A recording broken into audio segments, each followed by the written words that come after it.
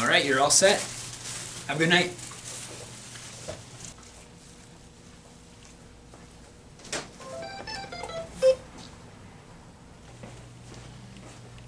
You ready to wrap it up for the night? You know it, man. All right.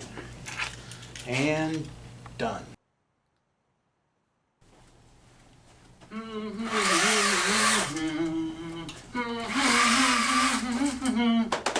I had a little drink about an hour ago and it went right to my head. Wherever I may roam, or land or sea or... Whoa!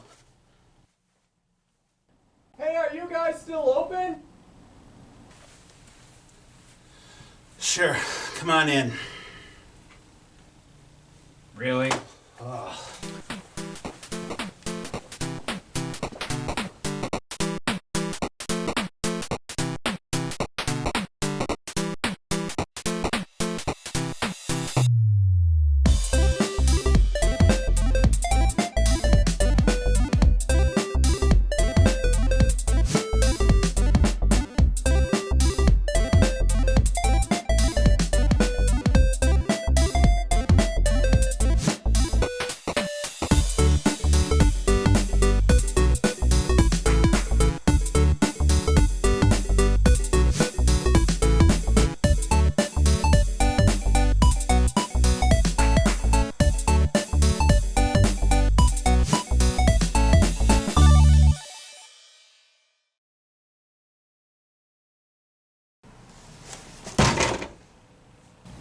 So I think there's something wrong with my NES. I was wondering if you guys could take a look at it.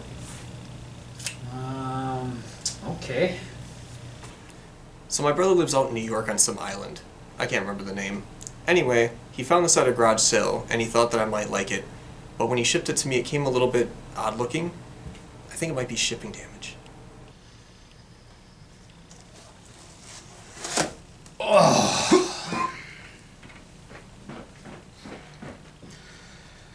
The previous condition of the system can only be estimated from the partial remains. The housing has been severed on the front, and there are no controller ports remaining. Jack, could you grab my glass of water, please? The controller has been severed on the right side with massive gashes to the cord. Thank you very much.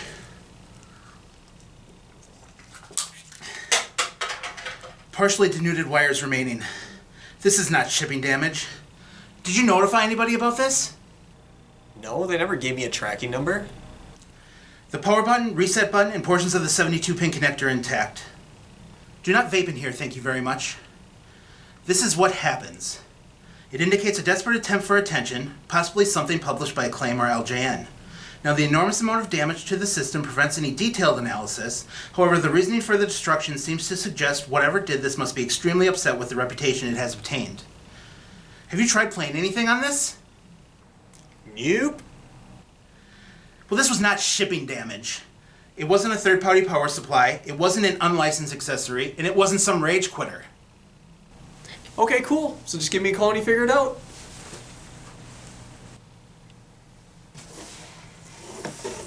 Ugh.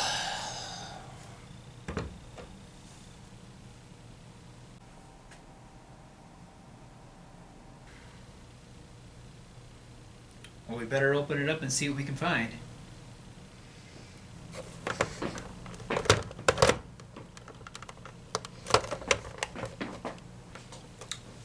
It's stuck.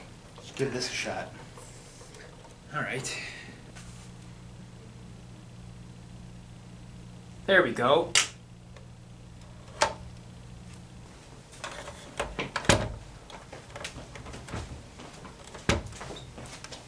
Just what I thought.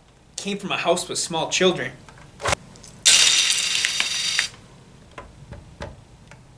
Aha! You were right, Rob.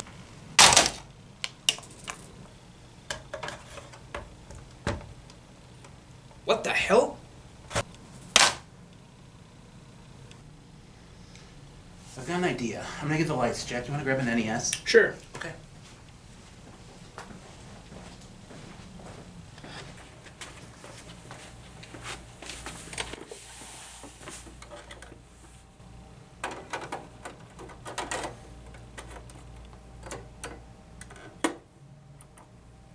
You know, Jack, I always thought Jaws on the NES was just a quick cash out on the original movie, but given the events of this evening, I'm starting to think that might not be the case. Do you think it could have something to do with the Blu-ray we found in the system? I do. Have you ever watched that bomb? Can't say I have. Well, consider yourself lucky then, and allow me to save you 90 wasted minutes by quickly covering the plot. Maybe we could compare it to the game along the way? We're in luck. I'm actually pretty familiar with this one. Jaws the Revenge was released in 1987, the same year as Jaws on the NES.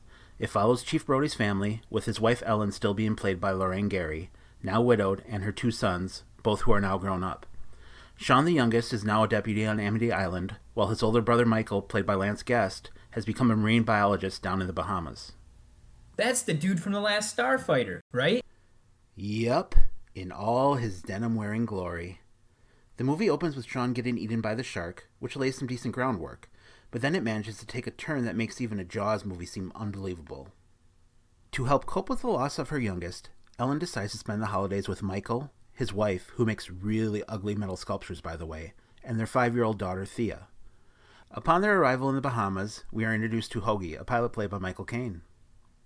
You know, that looks an awful lot like the plane in the bonus levels of the game. Did they ever mention if he hated jellyfish?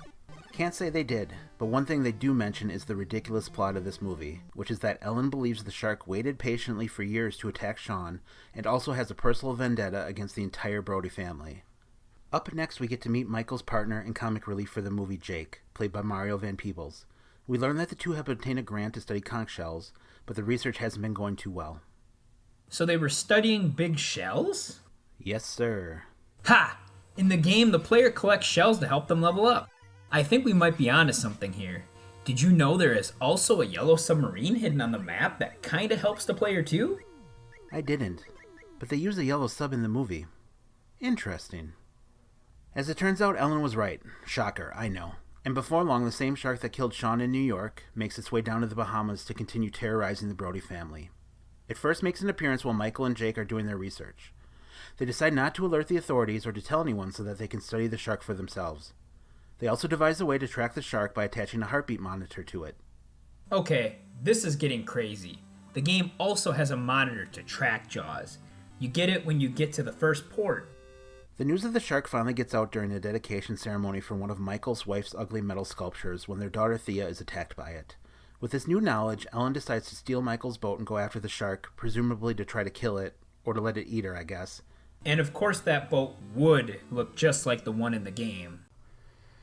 Anyway, the final scene of the movie finds Michael, Ellen, Jake, and Hoagie on the boat taking on the shark. Jake somehow makes an electrical device that, once eaten by the shark, allows shocks to be sent to it, which causes the shark to jump out of the water.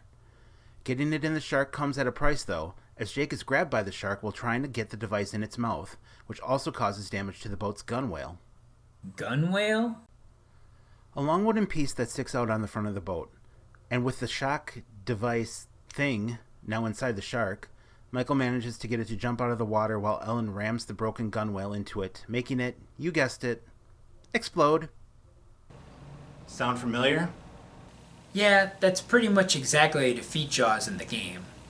I gotta say, maybe the game is a bit misunderstood. It seems like it's just the product of a really bad movie wrapped up in an LJN label.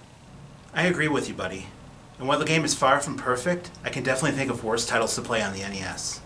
You know, I had this game growing up and...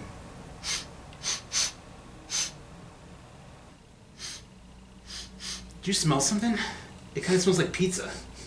You know, now that you mention it, yeah. Do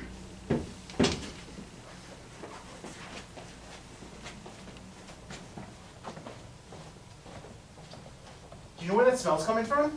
I'm not sure. Man. It's definitely strong, though. Yeah. Yeah, it is.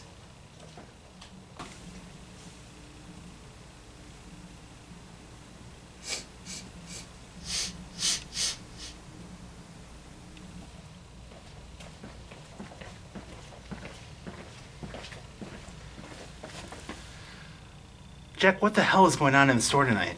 I have no clue.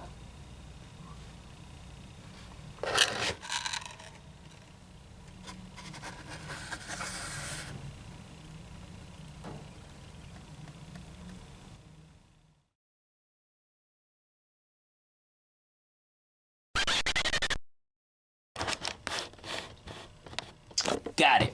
Hey everybody, I'm Rob, and this is Jack from Second Quest Productions, and we just want to say thanks for watching. And if you enjoyed our content, please click the like and subscribe buttons below so you won't miss any of our videos.